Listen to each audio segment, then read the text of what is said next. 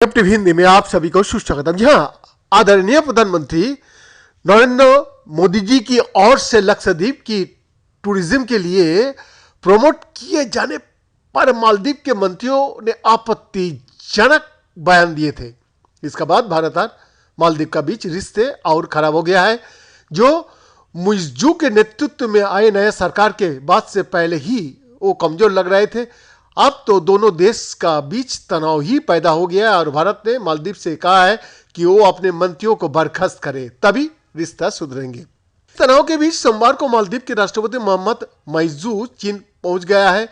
राष्ट्रपति बनने के बाद ये उनका पहला विदेश दौरा है जिसके लिए उन्होंने चीन को चुना है। इसके मायने निकाले जा रहा है।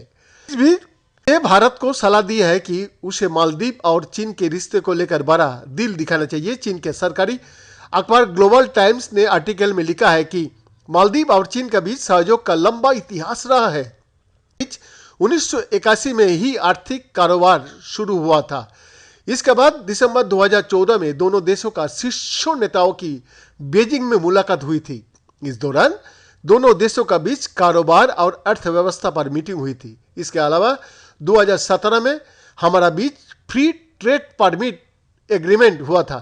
चीनी मीडिया ने इसके अलावा BRI का जिक्र करते हुए मुइज्जू की तारीफ की है और कहा है कि उन्हें पता है कि चीन से रिश्ते रखकर क्या फायदा हो सकता है।